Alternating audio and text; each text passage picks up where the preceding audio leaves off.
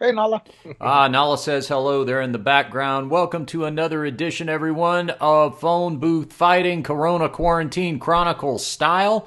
This, of course, our free weekly episode that we each and every week. We're not going to let a life-threatening, society-crippling pandemic interrupt that by any means. But if you go over and check out our Patreon page, Frank Mir and I are doing extra content on, a semi-daily basis, pretty much a daily basis. We may take a Saturday or a Sunday off, but we're cranking multiple episodes a week. There's a lot of bonus content going over on our Patreon page at patreon.com/phone booth fighting. So that's a great way to support the show during this downtime and grab yourself some content as well. Welcome to our new Patreons over there. We've had some new people jumping on, Frank, this week who are enjoying the daily stuff. Because really, when you think about it, a lot of the news, both inside the world of MMA and outside of it, is so fast moving that if we were only doing one episode a week right now, we really wouldn't be up to speed on most things. Especially today. No kidding. No kidding. We'll be getting to second. So go to patreon.com/phone booth fighting. Lots of incentives over there to join up, different levels you can join at to get the bonus content. There's some merchandise perks, t-shirts, and things like that for subscriber levels. So take a second, go over there and check out the site, patreon.com/phone booth fighting.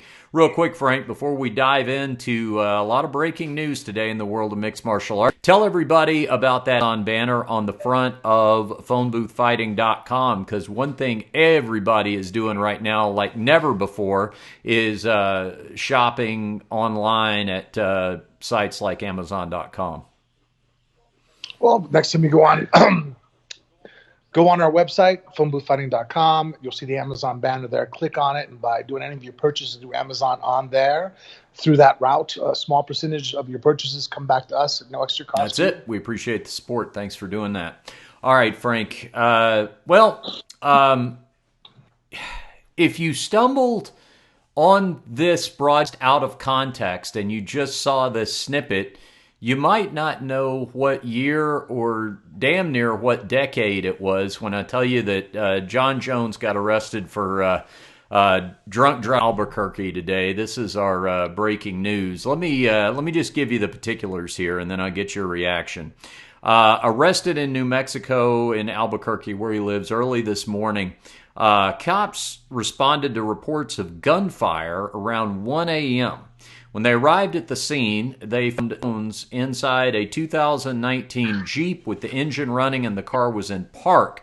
Jones denied that he fired the gun, but officers say he appeared intoxicated, bloodshot, watery eyes, and reeked of booze, conducted a field sobriety test, and he failed that. He then took a breathalyzer twice and stood over the legal limit both times. After searching the vehicle, cops found a black handgun and a half-empty bottle of tequila behind the passenger seat. He was arrested, booked for aggravated driving while intoxicated, negligent use of a deadly weapon, and possession of an open container. He has been released, and his bond arraignment is set for April 9th. Those details from TMZ.com. All right, Frank. Same song, fourth verse. Hit it. Damn. This one actually, I feel like, is one of the worst things he's done. Tell if you discharge a firearm, they can test. There's a chemical residue that you leave. I don't know if they tested him for that. I'm willing to bet that if they're going to build up a court case against John, I'm sure the Albuquerque Police Department is probably going to, cross its T's and dot its I's. And if they're going to make that accusation that he discharged his firearm while he was out drinking, I'm tending to believe that they have pretty good evidence that he did so. That to me is just nuts. You know what I mean? Like, especially somebody who's a proponent of firearms, that just gives, those are the situations like a child getting a hold of a firearm in a house that wasn't looked after, an argument, pulling out a gun over something completely unnecessary.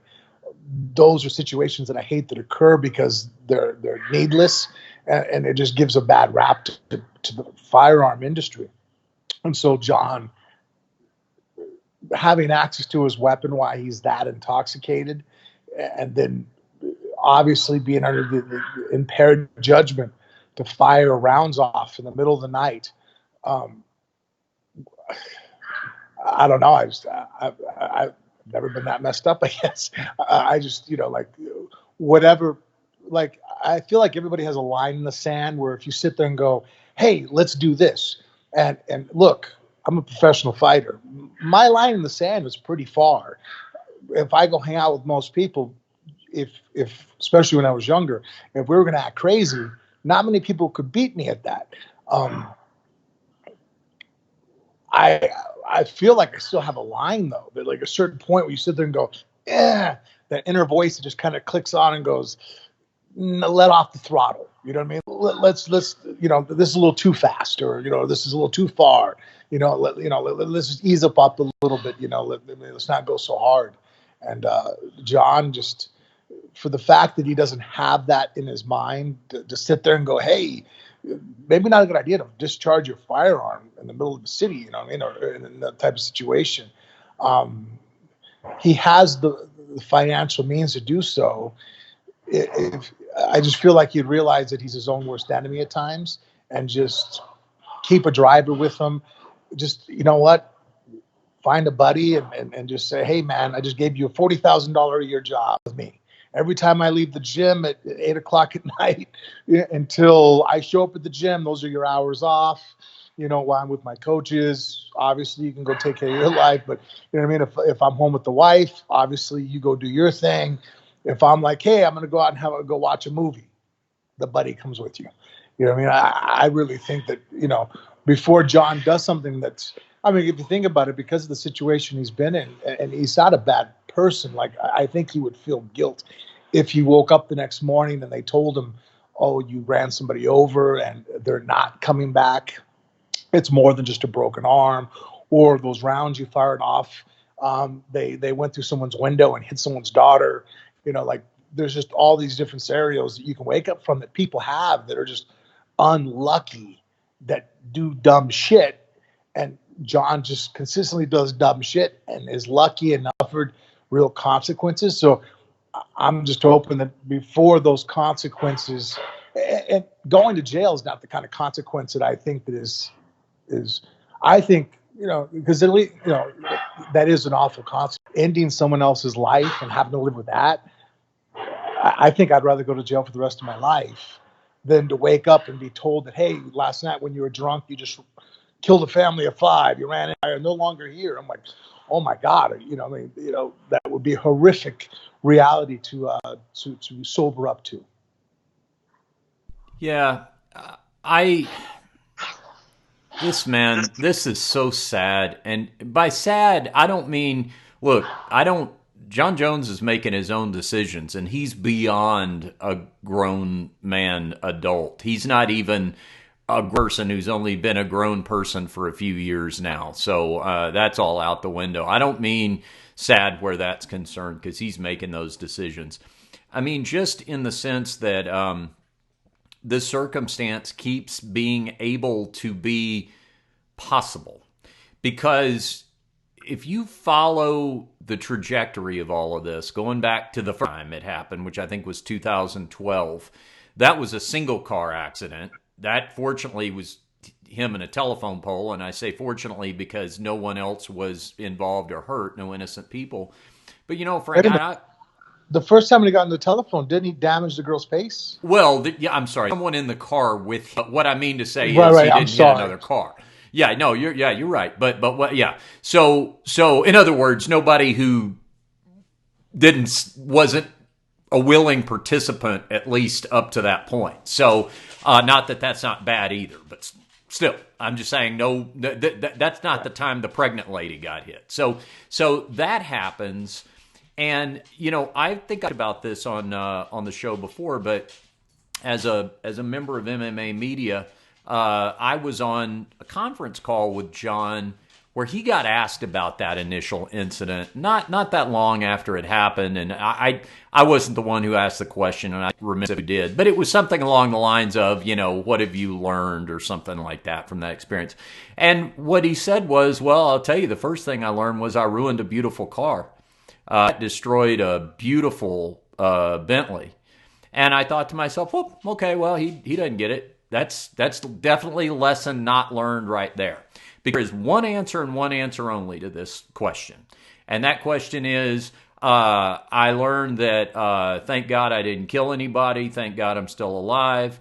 I will never put myself in that position again. I think about it every day. And by the way, whoever asked me the question, thank you for asking. Because I'm going to take every opportunity from now on, every time I'm asked about that, to take a moment, ask everybody, please don't do as I do, learn from my mistake, don't some innocent person's life. That's the answer. That's the only answer.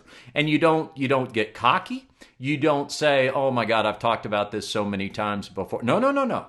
You stop, you repeat like a mantra exactly what I just said. If you care that people believe you, if you care that people want to think you're sincere. Now that was the first time, and that was whatever that is, 8 years ago now, when early 20s and all that.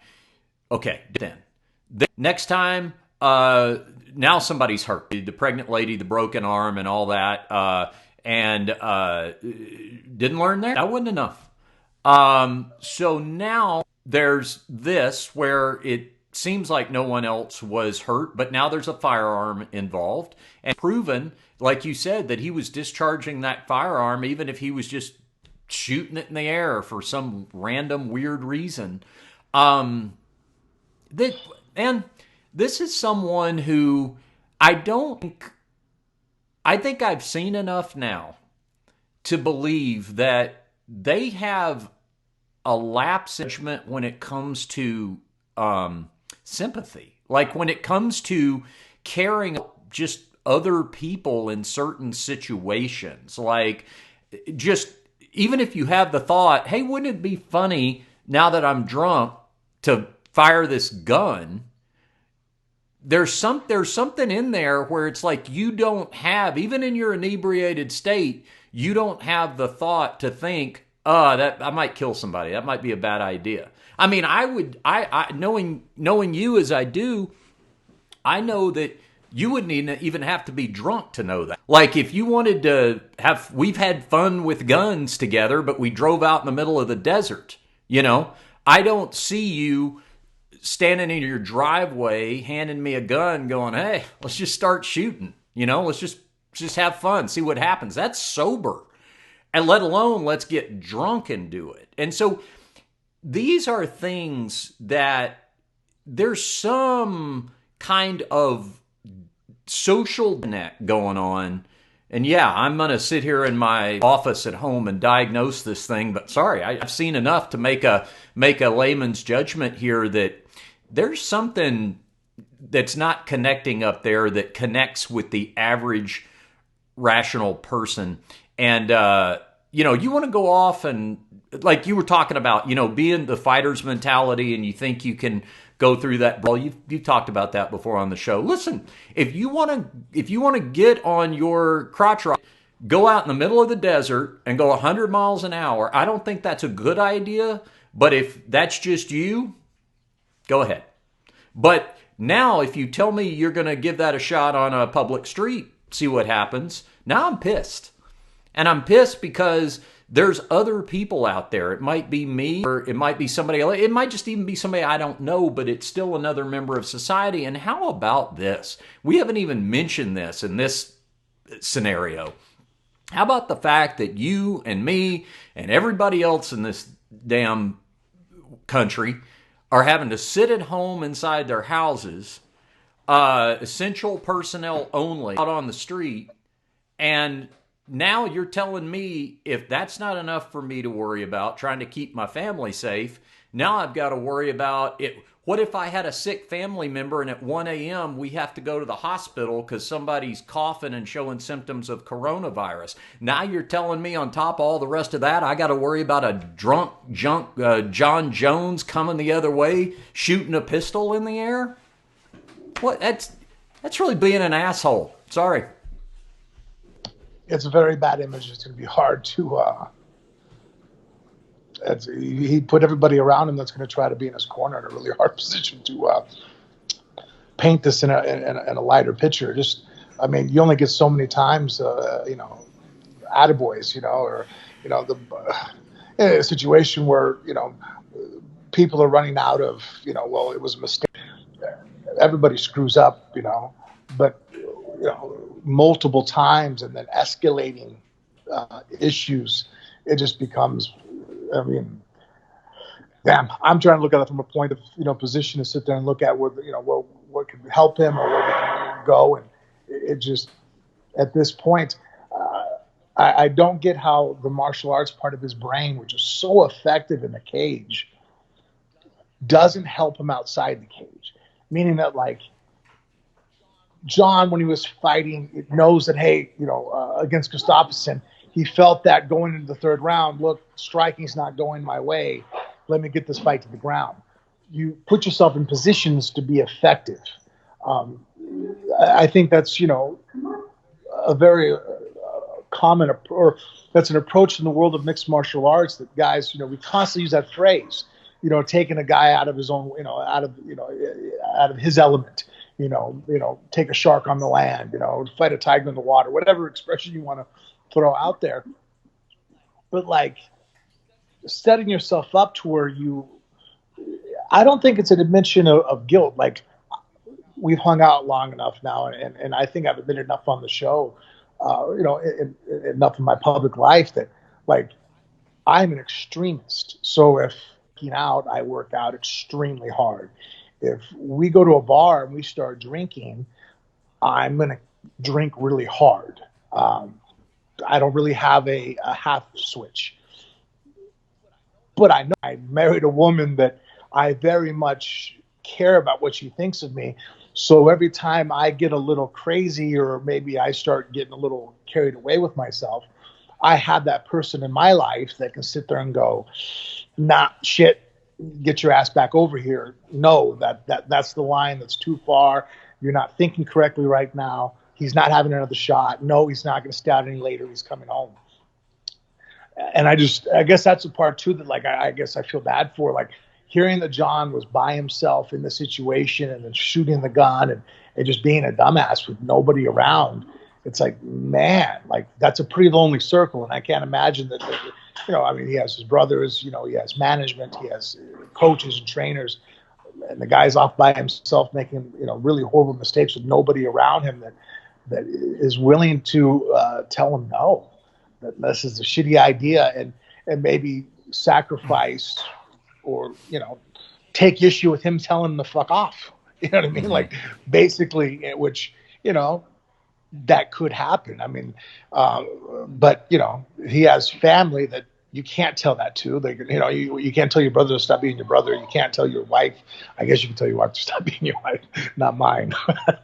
But that's the part too that's kind of sad to me, is like, Jon just obviously wasn't lucky enough to find that person, and just doesn't see that he needs to acquire that type of person in his life. It'll take something, he'll have to hit rock bottom in a way that obviously the arrests don't do it, the harming someone else doesn't. He will have to, and even the suspensions don't do it, because, even when he has to sit for a year or whatever, he's able to, continue to live the same basic lifestyle he's able to live. He comes back, his physical abilities are, they're still pretty much there. This will take a level of losing everything, having to go out, get a real job, find another way to make a living. I mean, that's another thing. This is someone who's never known that. this is pretty much all they've ever done their whole life. It'll take all that. And I you know, we talked about this before, and I've said on the show. I mean, and not from any personal experience. I don't know anybody who's ever been killed by a drunk driver or anything, but I know a lot of people out there have. This is something that is not taken seriously enough. I mean, one of the things that I really appreciate about you being a gun advocate is that you are a very responsible gun advocate, and you believe, just like martial arts, that there is an increased level of responsibility that comes with owning a firearm or knowing how to be able to choke someone to death. I mean, if your kids know how to do that. I know how to do it. I think it's, if the person who is teaching you to do that is, if you follow the chain of expectation and maturity and responsibility, that person is bestowing on you an ability and a power that not everybody has, not everybody knows how to do that, so they're believing that you'll do right with it, okay? And to me, the gun ownership is the same kind of thing. This to me is a prime example of, if you're trying to find an example of somebody who shouldn't have a gun, if this proves to be true, and this is what he was doing with it, that's somebody that shouldn't have a gun. It's probably also somebody that shouldn't have a driver's license. Yeah, I would have to say I wouldn't disagree with you on either one. And I don't know the law well enough. I don't know if discharging a firearm in the city limits in Albuquerque is a felony. I think, what he was charged with, because it was gun related, and let me read the charge exactly, negligent use of a deadly weapon. So I think that may be if you're just randomly firing it, that may be as opposed to, I don't know, some sort of controlled target practice scenario or something like that. That may be the difference. But he certainly deserves his day in court on that. Like you said, they can do ballistics testing to see if any of that was kept. But if any of this is true, driving above the legal limit of alcohol, certainly at this point for him. I mean, man, stop driving and stop holding a gun. And listen, here's another thing. I agree with you on that one, definitely. I think for John's own good, it'd be best that he didn't have a driver's license. Yeah, it would force him to have somebody to valet him. It's not like you're asking a guy to do that that's only making, $40,000 a year. Well, you're on public transit now. John, has done well enough in life, and he's, in that area of his life, he seems to be pretty smart about it. I've hung out with him. He doesn't blow money needlessly with as far as what he's acquired. Yeah.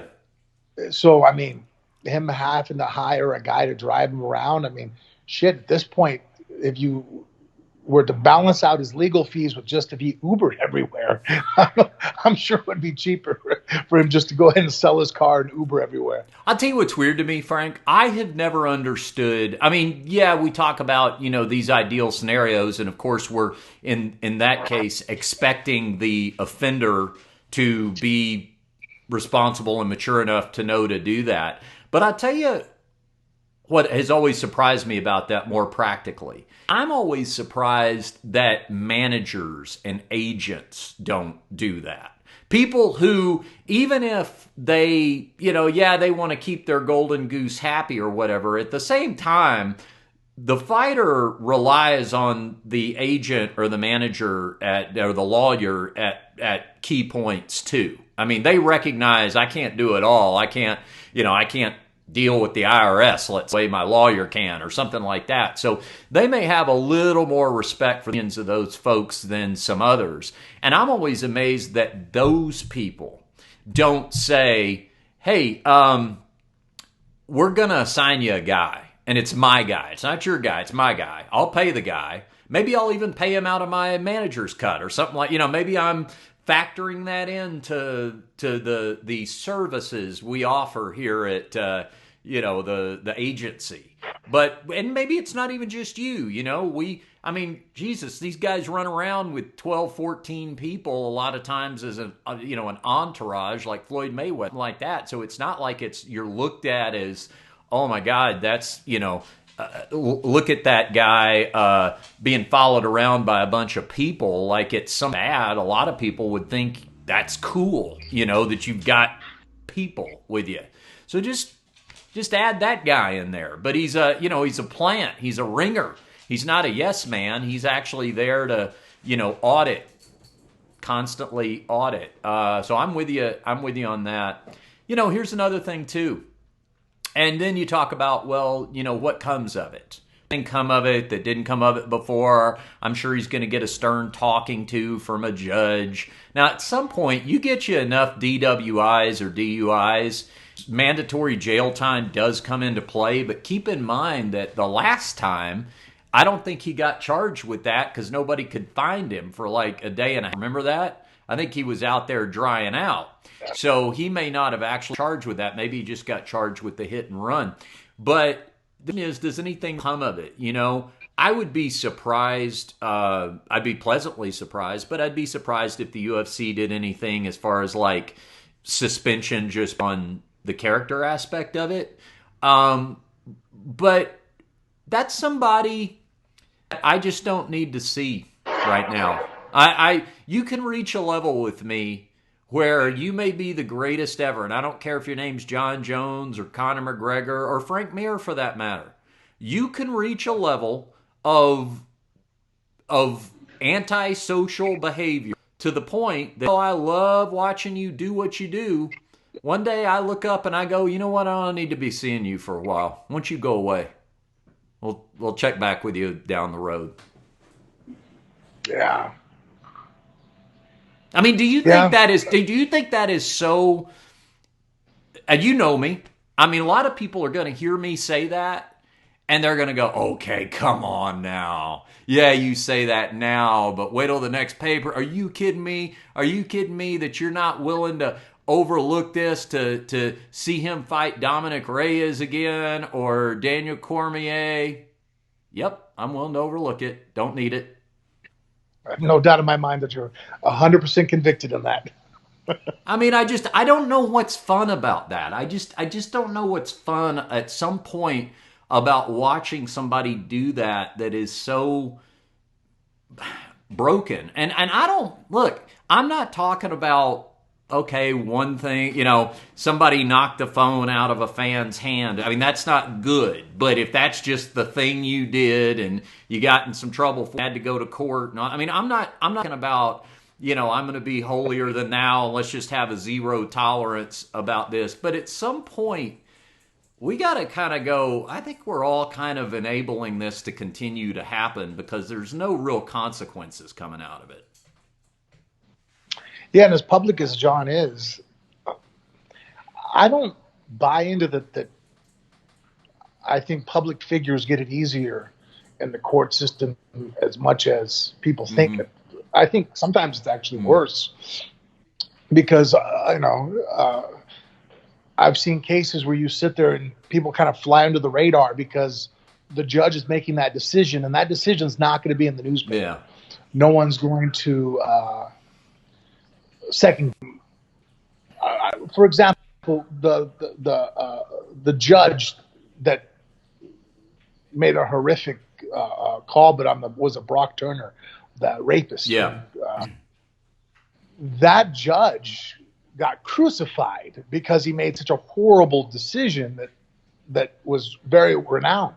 And so I think that judges probably have to be sitting around realizing that the day and age of you making a decision and it going on, that era is over with. It used to be you just had to worry about a journalist picking up on a trail, catching a story, and that would be, there's a little bit of heat on me. I better, I'm going to bend this way, or I better, toe the line. Nowadays, anybody with a blue check mark next to their name on Instagram, when you're dealing with that person, people are going to know how you treated them. And I think John is not going to be treated very softly in this situation because of how many times this has happened. He's avoided jail time of any, at this point. The firearm stuff, like he's showing a pattern that if I was a prosecuting attorney, I could show that, hey, look, this is an escalating pattern of behavior. We've tried counseling, we've tried, parole. We've done all the extra outside. Now it's time for now they're going to jail, which that ties the UFC's hands. How do you not strip him again of the belt? And then Jon gets out. He's a year older. Not that he's still not one of the greatest fighters of all time, but man, if it's weird that we're talking about this on the fourth in this situation that's gone public like this. Hopefully this is the wake-up call, but this one might be one too late. But if it isn't, if somehow Jon does make it through this one, I hope he just needs to not have a driver's license. Just stop driving himself around. I think not having a firearm for him is a good idea for right now, because if he likes to drink, and when he starts to drink, he makes these bad decisions. Either that, or like we keep talking about, he needs to have somebody in his life that he can't fire, that they don't have to worry about their job pleasing him, that he doesn't have to be their yes man. Barring that, then I just think there's going to be an inevitable timeline that we're looking at, that one of these times when Jon gets, we're going to see his face in the newspaper, it's going to be, either his obituary or somebody else's.